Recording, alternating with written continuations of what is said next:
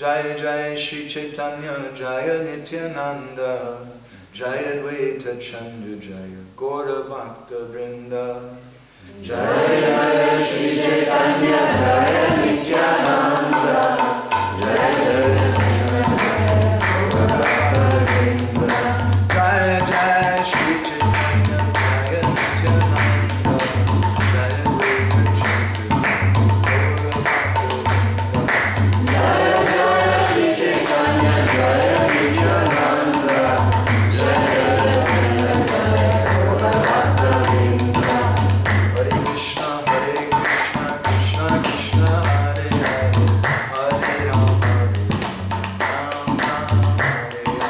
Hare Krishna, Krishna Krishna, Hare Hare, Hare Rama, Ram Ram, Hare Hare. Hare Krishna, Krishna Krishna, Hare Hare, Hare Rama, Rama Hare Hare. Hare Krishna, Krishna Krishna, Hare Hare, Hare Rama, Ram Ram, Hare Krishna, Krishna Krishna, Hare Hare, Hare Rama, Rama Hare Hare. So I thought tonight we should have something a little bit light, because we've all had a lot to digest, both in terms of prasadam and philosophy and kirtan the last few days. And also I had some desire to try to say something about Sri Chaitanya Mahaprabhu. We've been hearing so much about Krishna, but I'd also like to hear something about Mahaprabhu. Srila Rupa Goswami has given us the pranam mantra for Sri Chaitanya Mahaprabhu. Namo Mahavadanyaya, Krishna Prema Pradayate, Krishnaya Krishna Chaitanya Namne, Gaura Tvishe Namaha. That he's Mahavadanyaya avatar. He's the most munificent, most kind manifestation of the Lord. So, my question is it true? And if it's true, is there some evidence for that? How can we see and understand it? So I'd like to read you a verse in purport from the first chapter of Chaitanya Charitamrita, Adi Lila. It's text number 1. Tam Srimat Krishna Chaitanya Devam Bande Jagat Gurum Yashanukampaya Swapi Mahadvyam Santarit Sukham. Let me offer my respectful obeisances unto the Supreme and the Spiritual Master of the entire world, Lord Sri Krishna Chaitanya Mahaprabhu, by whose mercy even a dog can swim across a great ocean. Srila Prabhu's purport. Sometimes it is to be seen that a dog can swim in the water for a few yards and then come back to the shore. Here, however, it is stated that if a dog is blessed by Sri Chaitanya Mahaprabhu, he can swim across an ocean. Similarly, the author of Sri Chaitanya Charitamrita, Krishnadas Kaviraj Goswami, placing himself in a helpless condition, states that he has no personal power, but by the mercy, by the desire of Lord Chaitanya, expressed to the Vaishnavas, and who was expressed through? Expressed to the Vaishnavas and somebody else. Who will Krishnadas Kaviraj Goswami identify that he has no personal power, but by the desire of Sri Chaitanya Mahaprabhu desires someone else? Who is that other person? Himself. Who? Himself. Himself? No. Who? Guru? Guru? No. Nityananda. No. Where did he get the order to receive Chaitanya Charitamrita? From Madan Mohan Vigraha.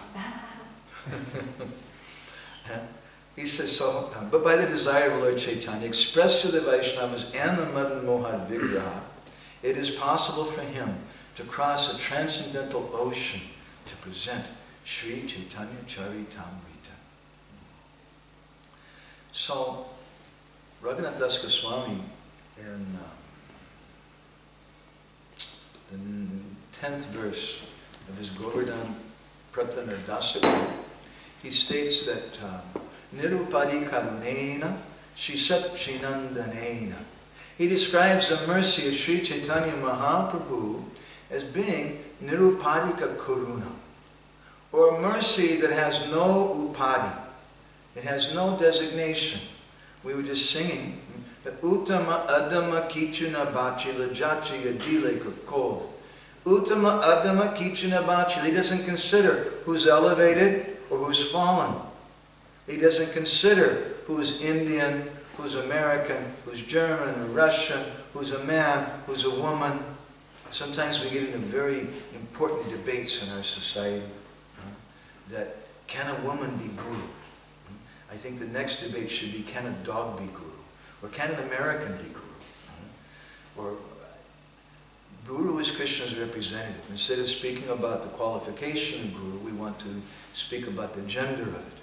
But Sri Chaitanya Mahaprabhu didn't think about gender in terms of giving mercy. He didn't think about race, color, or creed, because his mercy is nirupadika karuna. His mercy has no designations, no upadis.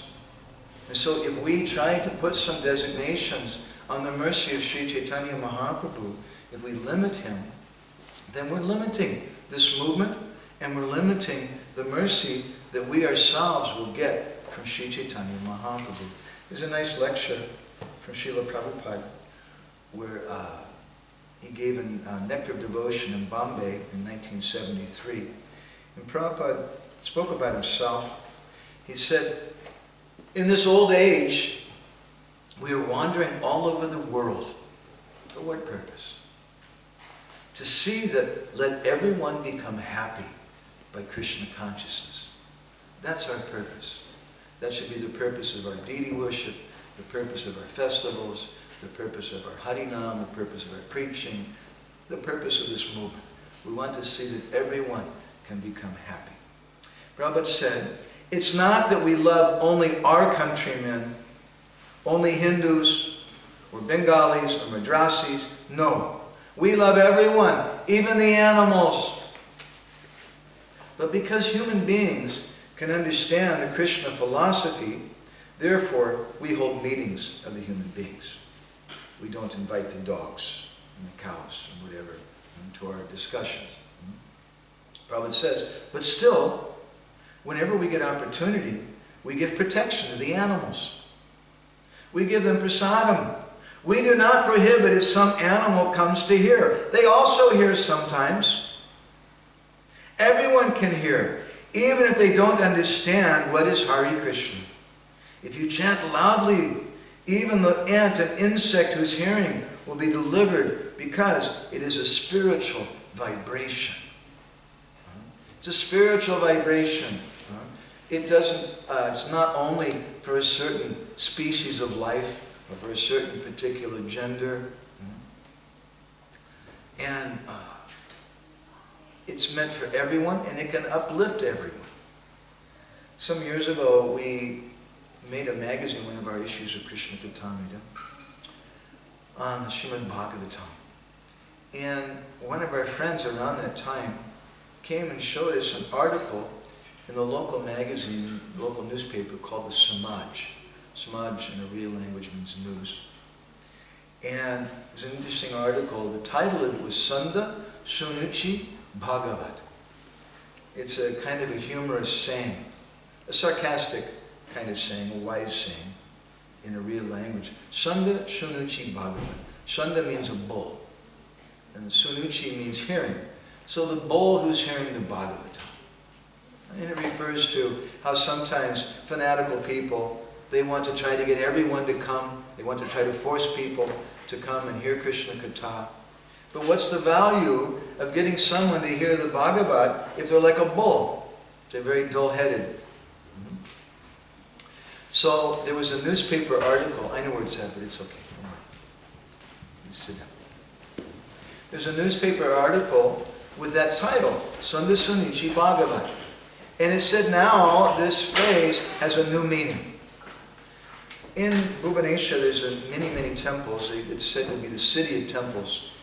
In Chaitanya Bhagavat, it says there are about 10 million temples, Koti Linga, in Bhubaneswar, give or take a few hundred, I don't know. But today, not so many, but you can still find temples in the numbers of the hundreds. There's many temples there.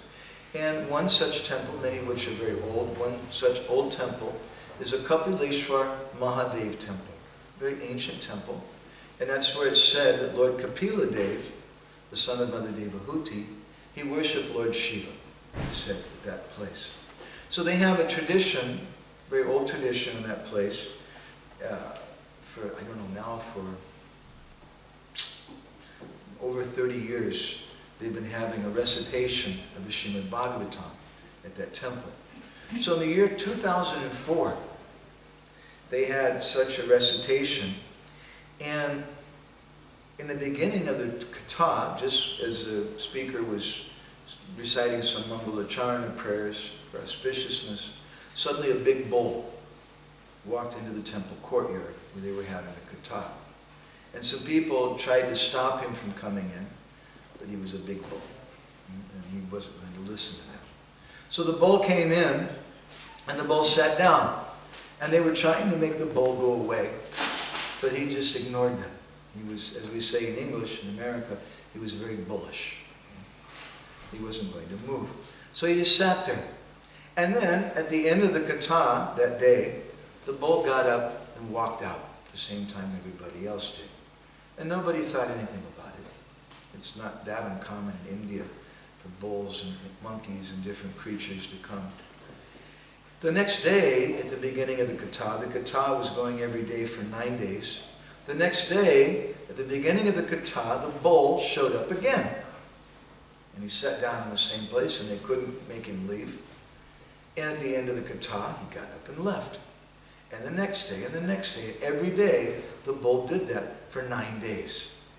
For the entire duration of the Srimad Bhagavatam katha. That's pretty far out. But everybody forgot about it. That was in 2004. The next year, in 2005, they had the same function, and they were very surprised on the first day. Who showed up? But the bull. And again, the same exact thing. Every day, at the beginning of the katha, he would come right on time, and sit down, take his place. At the end of the katha, he would get up and leave for 9 days. So it was pretty far out. People were very impressed by that. So then, the next year, they were thinking about that. Is this going to happen again? So someone went to the newspaper, and there was a newspaper man with a camera there. And the next year, 2006, the first day of the katha, who shows up? But the bull. Comes in and sits down, leaves at the end of the katha, every day for 9 days. He shows up like that. So they took a picture of him, and they made this article. So this is the mercy of Sri Chaitanya Mahaprabhu. By his mercy, Kaviraj Goswami, he describes, Shankambhaya Swapi, Swapi means a dog. That by the Anukampa, or the mercy of Sri Chaitanya Mahaprabhu, that dog, Mahadnim Santaret Sukham, he can very happily, without any difficulty, cross over a great ocean, even though he's a dog. There's a number of different examples of this in our Gaudiya literatures, in Vaishnava literature. And about Padma Purana, there's a section of the Bhagavat Mahatmya, glorification of the Bhagavatam. And there's a story there you may have heard before of a Bhagavat Saptaha that was conducted by a great devotee whose name was Golka. Golka had a brother, Dundukari. Dundukari was a badmash, he was a rascal. A very nasty person, he'd done so many bad things, and finally when he died, he became a ghost. So his brother Gokarna, Gokarna means cow ears, he literally had cow ears. He was born from a cow. It's a long story, but anyway. He was reciting the Bhagavatam. And at the end of this recitation of the Bhagavatam, his brother got liberation and went to the spiritual world.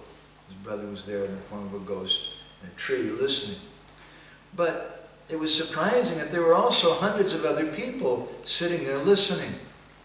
And none of them got liberation. But the ghost did. Why is that? It said in Padma Purana, Tadrame stita jiva ashachandala jataya vimane stapitashte pi Gokarna kripaya tada. That by the mercy of Gokarna, all the living entities in that village They were present there for that katha. But they didn't get liberation. So then Golkarna performed another recitation of the Bhagavatam. And he chastised everybody. This time, don't fall asleep. This time you should pay attention. Because it's not that everybody gets the same result of hearing. Narottam Das Thakur speaks about what is Shravana Adhikar. He says, Sunilena Sunukana. Someone's hearing, but they're not hearing. Huh? People say, well, you can just associate with Prabhupada through the books. Of course, that's a fact. But it's not exactly the same for everybody. You can go to downtown Munich and find some drunken person laying on the street and give him a Bhagavatam and say, hey man, check this out, it's a good book, you should read this. He might be able to roll over and look at the book. He might even be able to read Srimad Bhagavatam or something before he falls unconscious again. But what is he going to understand of the book? You might go to the university and find some young man who likes to take drugs and drink when he's not in school, and he's sitting next to a very beautiful girl in the classroom, and he's looking at her all the time. And you can give him a book, and how much will he understand? You can give the same book to a professor of Sanskrit in the university. He'll understand something else. You can give the same book to a new bhakta in one of our ISKCON temples, and what will he understand? And you can give the same book to someone like Radha Govinda Maharaj, who's been reading Srimad Bhagavatam his whole life. He's a Sanskrit scholar, and has a mercy of Srila Prabhupada.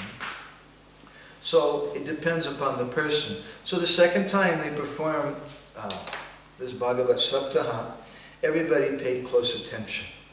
They were very serious about it. And then the next thing, Tad Gramaye Stata Jiva Asha Chandala Jataya Vimani Stapitashte Pi Golkarna Kripaya Tada. Previously, when Golkarna did the yagya, the Bhagavat yagya, a small Vimana came from the spiritual world and took his brother Dundukari. But this time there was an Airbus